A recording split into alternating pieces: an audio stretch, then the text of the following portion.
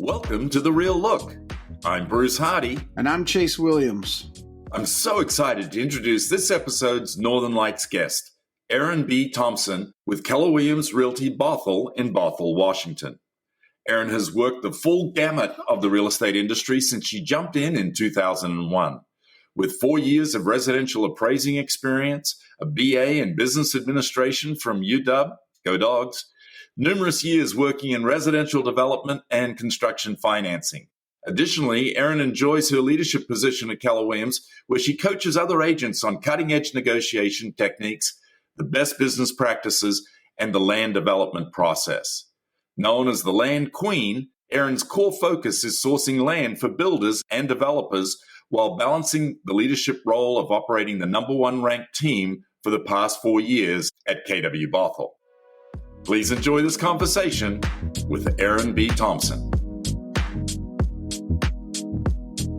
Well, g'day, Erin. Welcome to The Real Look. Where does today's podcast find you?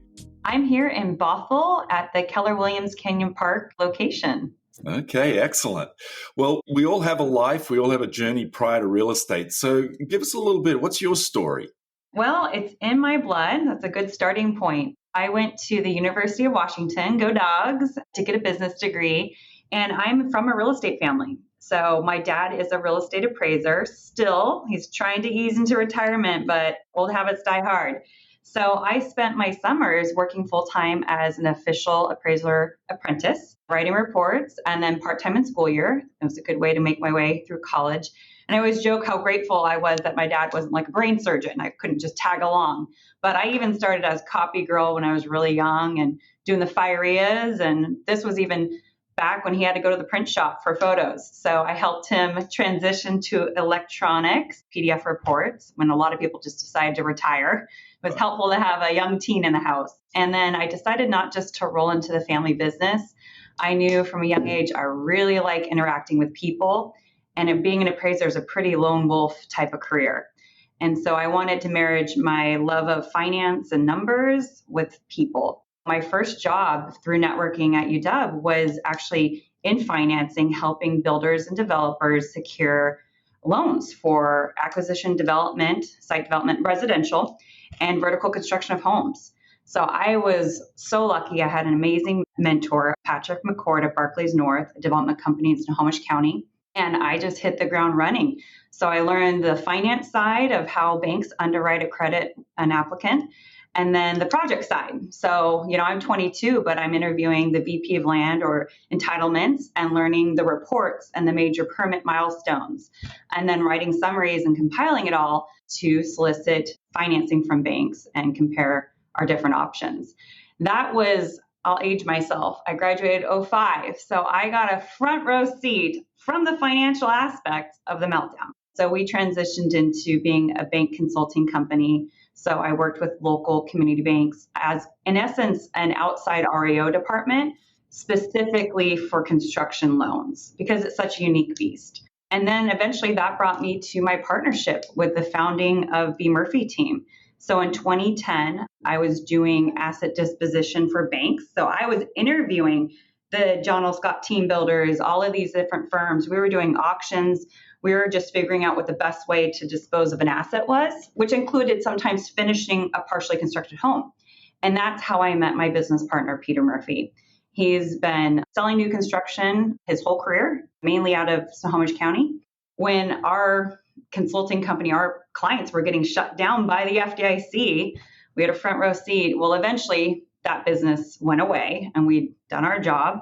And so Peter had been listing new construction homes for small home builders who in turn had to deed them back or give them back to the banks.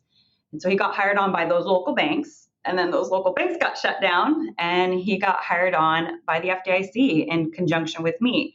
I'm pretty fresh out of college still at that point, and the reporting and the paperwork and bureaucracy, we were a really good pair. And so that's been the strength and the foundation of our partnership, the synergy.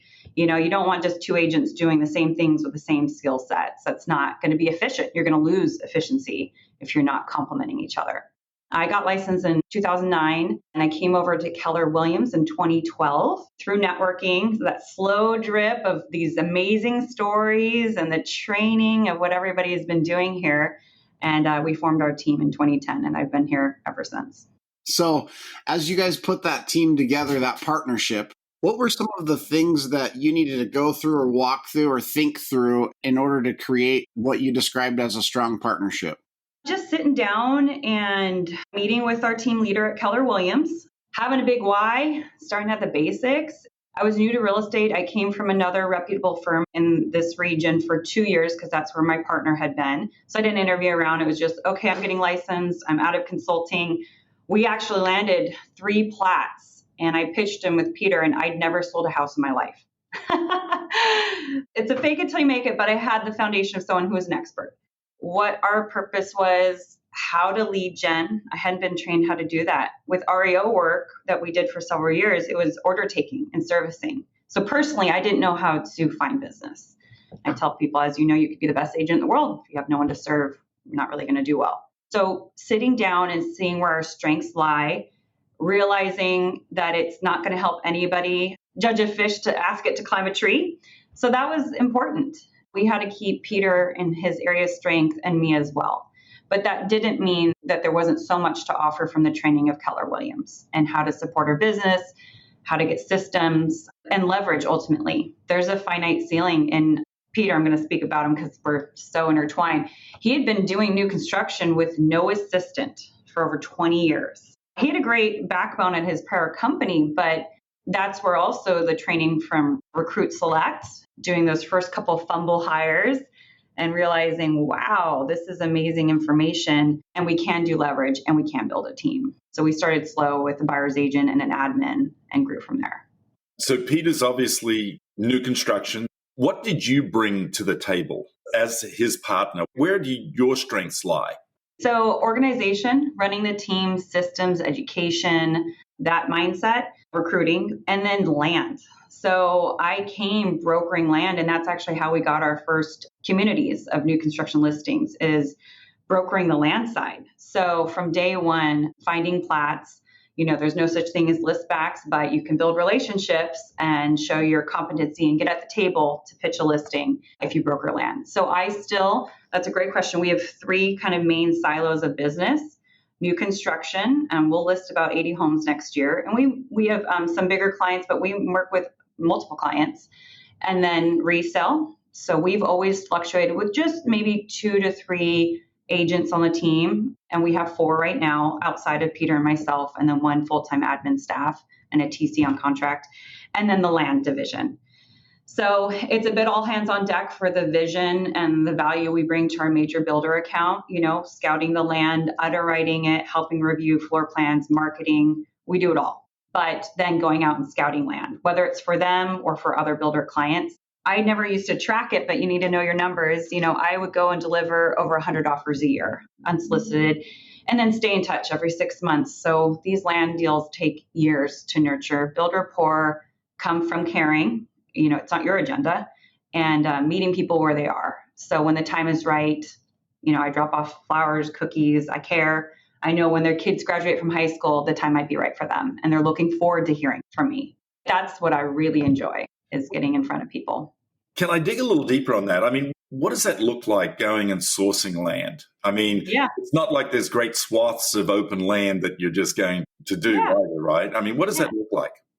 Yeah, I always laugh. It's not so much like driving around, which builders and developers do. I mean, there's something to be said, but I start with a map and you're looking at zoning, you're looking at utilities, water, sewer, topo, and does it pass like the sniff test? Then you're just getting into relationship with people. Like I said, our strategy would always not to do a letter, but to skip to an offer, which is time intensive.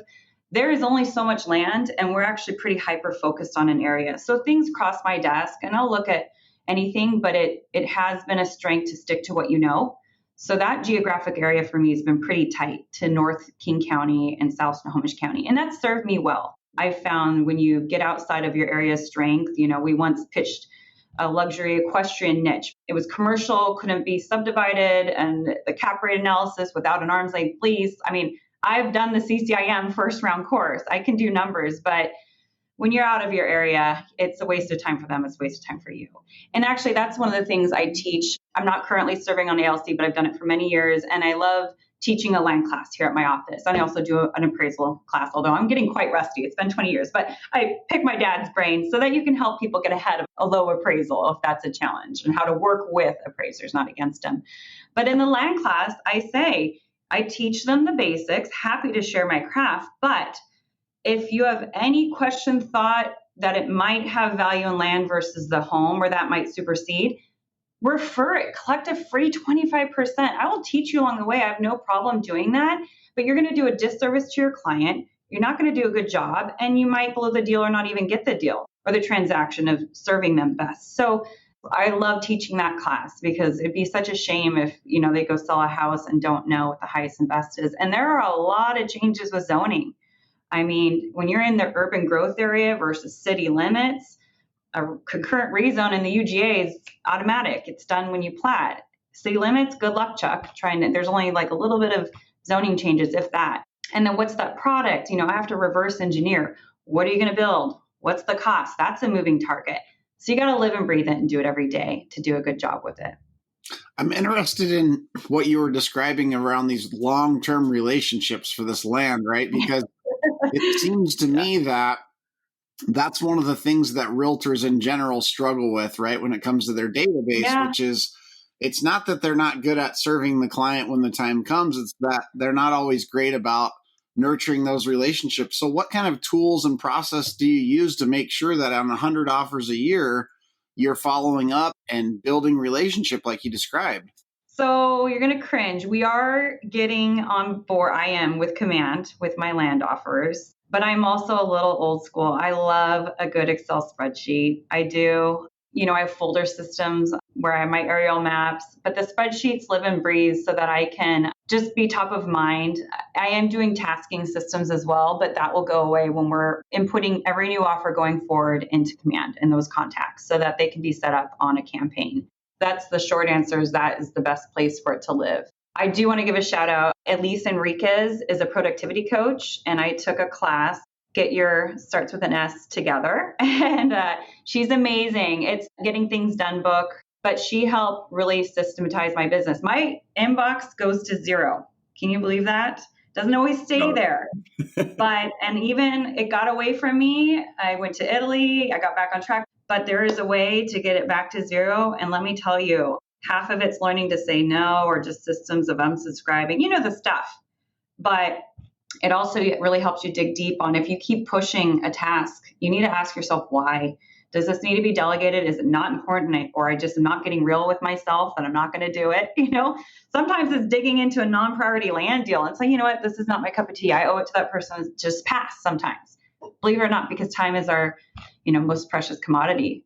So with GQs, it plugs, I like Gmail, our platform's on there. So all of our spreadsheets, everything, contacts, my computer could crash and it doesn't matter to me. Everything's in the cloud. It all lives there. So that's a tasking system, so I can show up. But it's the same concept. A sort of sidebar question, right? The state's looking to change legislation around ADUs. What impact do you see that having?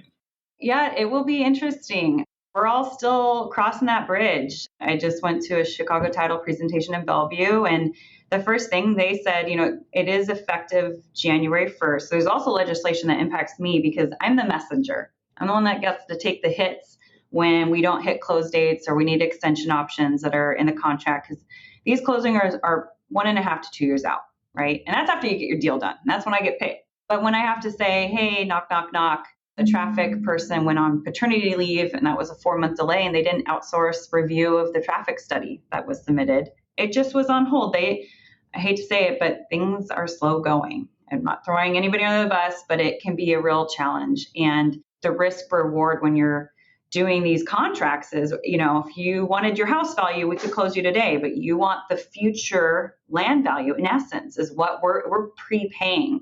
We're taking the risk with earnest money, but the bigger spend is the engineering and all the work, the permitting. So that's always more typically than the earnest money. And so that's what we have to explain. So it is a partnership. And that's why it's really important that a land seller know the reputation and the underwriting even before they go under contract for that feasibility. I digress, but ADUs and DADUs, it's going to impact everything. The urban growth area is not expected to change. There's a couple docket applications, 10 small spots in Snohomish County. Land supply is not changing, density is going up. Everything's going to change with values, but they're not making more land. My job is getting harder every day, meeting sellers' expectations. The other challenge is that, they consider steep slope, wetlands, like they just look at acreage, and there's so much around here. That's what makes our job fun, is it's not all flats and dry and easy and square. Because of our topography, we got irregular shapes. So that's one thing. But yield is an issue.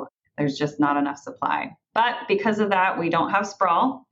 I briefly worked in Idaho and Austin, Texas with this development company, and easy up, easy down. When there's just a floodgate of supply, you can have some real high highs and some real crashes. So we're a bit insulated. So I am grateful for that, but it makes finding a good transaction hard. Hang tight. We'll be right back. With Keller's successful career opportunities in real estate, also known as K-Score, we now live in a world where education is affordable, sometimes cost-free, accessible, and students don't have to worry about financial constraints or the confinement of a physical classroom. K-Score is the first of its kind as a national, fully digital real estate career training program. Keller Williams teamed up with Kaplan Real Estate Education to offer state-approved pre-licensing curriculum for aspiring real estate agents and continued real estate education credits for existing agents. In addition, K-Score provides the first ever of its kind career preparation coaching program, KW Prep, fully included for all K-Score scholarship recipients. Find out what K-Score offerings are available in your state by visiting kwnwr.com/K-Score and jumpstart your real estate career today.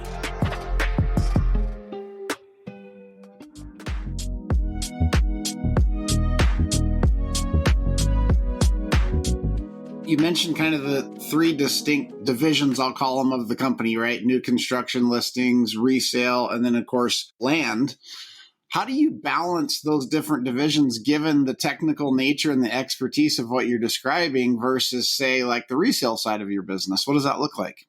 Yeah, that's a great question. So we have a professional coach as a form of leverage that meets one-on-one with each of our team members. It is all the same systems, your lore, language of real estate. We also do a once a week team training session for our site agents. There are agents, they sit site. We actually encourage our team to only sit like one, max 2 days a weekend typically. We want them to sit resale. We want them to have their own book of business. It's a really good backbone and anchor. We're unique and it's different, but it works for us so that they're not burnt out. It's very different, but that way they can go be farming resale business, nurturing their leads in their sphere. To get back to your question, time blocking is huge. Monday's always new construction all day long because we do our weekly traffic reports. A lot of what I've done for new construction just by necessity has lent itself really well and was really natural for me for resale. So for our clients, I'm so passionate about a communication. A lot of agents, they'll text how the open house went in live time, which is great. But we're back to basics. Every Monday, if it's a resale listing or new construction, you're getting a report of a weekly market watch. And I set it up before I list, and I can tell you how many stories that I want to be the one before that sign goes up and that we're going on market in 2 days and a listing goes on in that neighborhood. I want to know before the homeowner calls me when they see that sign up, because that could affect our pricing. So it starts before I go live. It starts when that listing agreement's signed. I'm watching anything comparable with live alerts. So then on a weekly basis, on Mondays, they're getting, what are new listings? That's our competition. What went pending? And if we're having an issue or whatnot, I'm calling. Did they have to give 2% in closing costs for rate buy down plus $20K off? You're not going to see that for a month and a half. And you need to be well versed. And is there something missing? And agents are really cooperative, or they'll give you hot, cold on price. Usually they're pretty helpful. It's going to be public record eventually. And then if we see any repair requests, like, hey, there was an odor we never noticed in our consultation, we need to deal with this, right? So that we're pivoting. And then any marketing initiatives they're doing, this is what we did to help earn your business. And then, of course, open house feedback, and then calling every single showing agent. I don't know why, but even a couple of years ago when market is hot, it went away. I feel like there's a perception that, agents, they're undercutting commissions, or, they were getting compressed, that houses were selling themselves, 2 years ago. I would argue we were earning our commissions more than ever, because the savvy, right negotiation, you get a third offer in the mix and your escalation goes 50, 100. I cannot tell you the skill and art, when well done, even in a hot market. I would argue we are earning you even more, let alone in a tough market. We're getting it sold. We're digging deep. We're not leaving any stone unturned. We're helping agents who maybe have a wide range of experience or skill selling our product, helping them overcome objections with their client. So belly to belly, hands on, it's a contact sport, and you need to know who's seen your product and help coach them through it. I love that you brought this up, because, to me, it's like going back to the future, right? Where did you develop the skills and the mindset around, okay, this is what I need to do with my listings now in this market? Is that something you picked up from back in those days when you were disposing of real estate? Yeah.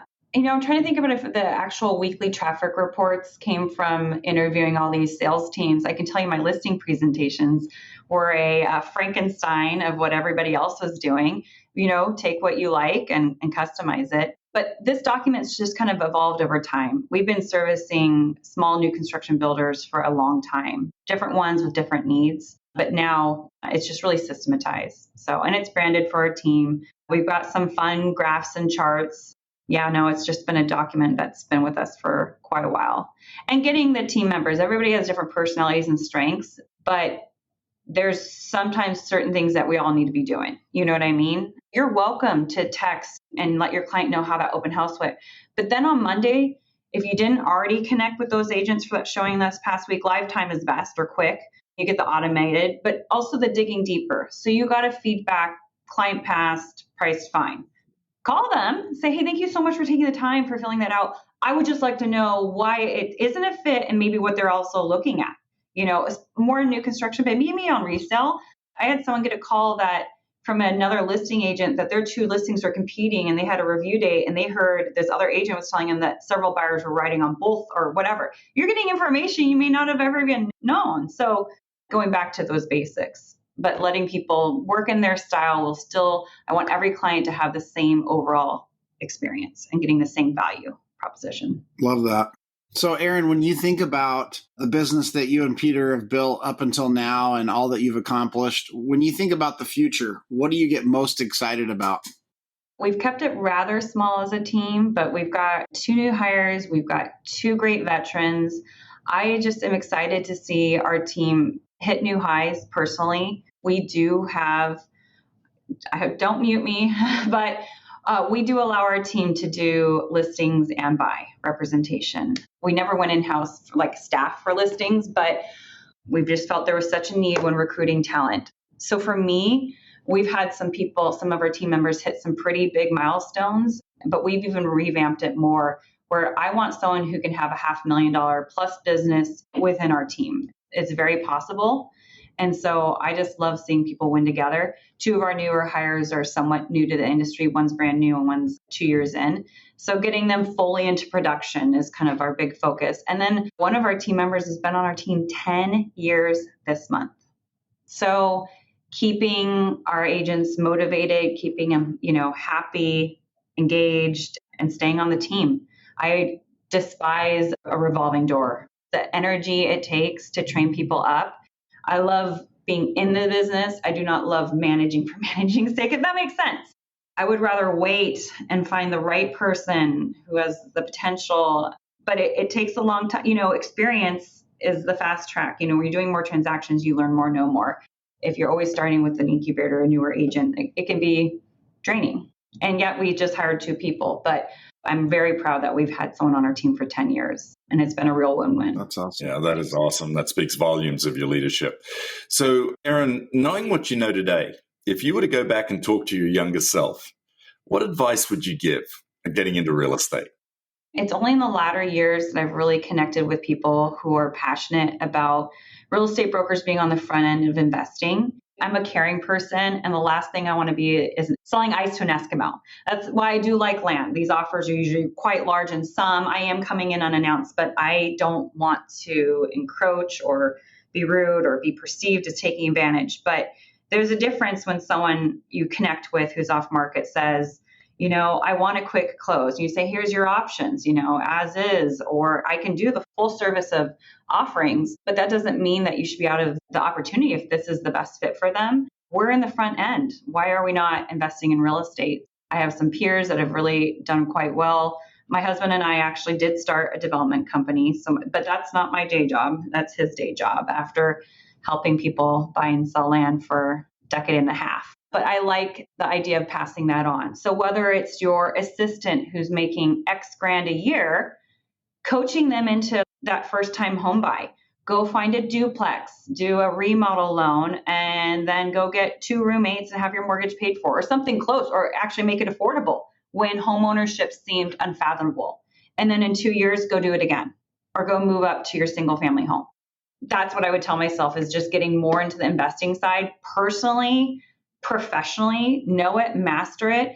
Every one of your traditional residential clients should become future investor clients. My parents owned rental homes, mom, pa, we were just middle class, but every home they owned, they kept. And so besides, that cash flow, the long-term appreciation, the write-off, and then you have an annuity. You just, by the time you're retiring, it's paid off. And that's just straight cash flow. I've seen it firsthand from people that don't have huge means, and it's a powerful wealth building tool. And so to make that available and open people's eyes. I bought my first home at age 23, and it was only when a friend was like, I'm going to buy a home. They woke up and I'm like, what are you talking about? We're like 23. We just graduated college. Like, I have a job, but what? And then they're like, no, I'm going to buy a home. I'm like, well, I'm going to buy a home then. Like, it just wasn't even on my radar. Maybe I would have caught up to it in a couple of years. And I bought my first home at 23. Well, I think that's great advice. I tell you, we really appreciate the time, Erin. This has been awesome today, and you've really dropped a lot on us. I'm excited to break this down with Chase afterwards. But I just want to say to anyone who has referrals for basically King and Snohomish counties, right, Seattle and north of Seattle, look no further than the B. Murphy team. We'll have your contact information in the show notes. And again, thank you so much for your time today. Thanks for having me. I appreciate it. Now, a brief word from our sponsors. Stick around. KW Young Professionals is a community of Keller Williams Realty International on a mission to develop the next generation of leaders in real estate. They do this by equipping their members with foundational leadership education and experience, all in a safe environment to learn how to lead. By joining KWYP or launching a local KWYP chapter, young professionals gain real-life experience of what it's like to lead a KW Market Center or real estate agent mega team with minimized risk. They believe if you want to go fast, go alone. If you want to go far, go together. And if you want to go fast and far, go with the next generation of leaders of KWYP. Interested in joining or learning more? Head to kyp.org for membership benefits, testimonials, and so much more.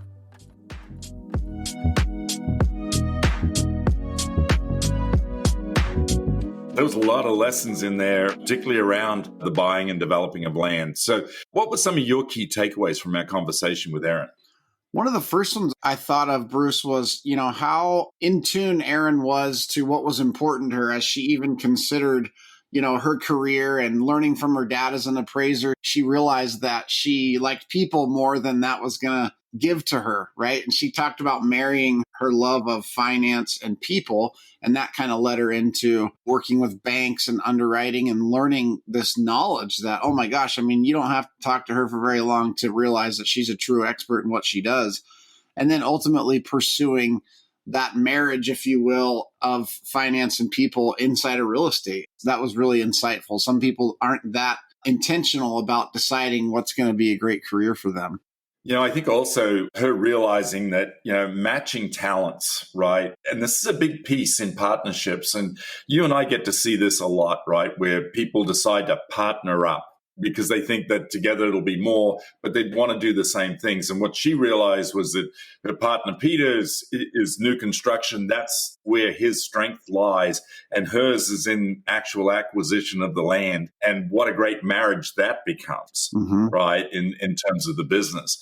And the fact that they've now sort of branched that out into resale as well, and 3 very distinct silos inside of their business, which again is not what you normally see, and certainly not what we get to experience in these interviews. So I thought that was really interesting. It was. And even when she was describing some of the ways that they're getting back to basics, as she said, in communicating with the client, what's happening with the listing, the showings, etc., you can see that even though there's these distinct divisions of their business, some of those fundamentals are going to span across all of those, right? Great communication, good information that's valuable for decision making, whether it's a new construction builder or a resale seller. That's the same concept, right? Is doing that well. And you can tell that they have some really specific systems in place to make sure that that's happening consistently. Erin talked about delivering a consistent consumer experience, whether it's someone that they're buying land from, the builder, or even a resale client. And I love that because consistency is the mark of a strong brand. Speaking of consistent, right, she talks about these land deals like taking years to come together. And she was making 100 offers a year on land, but then needing to follow up and deepen these relationships so that when it was time, right, they were there. I thought that's such a powerful skill for anyone in real estate, right? And I asked her the question around that being really like managing a database. And you can kind of tell that she almost was a little embarrassed that she uses Excel. In my mind, I thought, hey, that's a system that works for her. And even though now she's transitioning into using some more technology to make that even easier, I just thought, if it works, it works. What a powerful reminder that you still have to do the work regardless of what you're going to use to do it. I was so appreciative of her sharing that she uses spreadsheets, because I know over the years as I've gone on the road teaching, people would always ask me, so what's the best database to use? What's the best CRM? My answer has always been whatever one you'll use, whether it's an Excel spreadsheet or it's a 3x5 index card in a box, right? Whatever database you'll use to be consistent with your sphere, I think is really important. So I appreciated her saying that. And again, like you shared there, Chase, her systems around communicating with her listings and how important that is. I hope our listeners heard that. If they didn't, go back and re-listen to it, because the steps that she does is perfect, right, to be able to communicate. And I love the fact that she sets herself up so that she becomes an expert from the moment she takes that listing. She wants to know what other listings have come on the market that would be competitive with her listings, even prior to the sign going up in the yard. So, yeah, that was a great interview. And I just really appreciated those insights that she brought to the table. And not to forget, right, start investing early. Next week's Northern Lights guest is Catherine Kleber with Keller Williams Realty, Puget Sound in Federal Way, Washington. We'll see you next week on The Real Look. This podcast is produced by Marissa Frost. Visit KWNWR.com to access the show notes from today's episode. Head over to Apple, Google, or Spotify, or really any major streaming platform to subscribe, and don't forget to leave us a review. Thanks again for listening to The Real Look.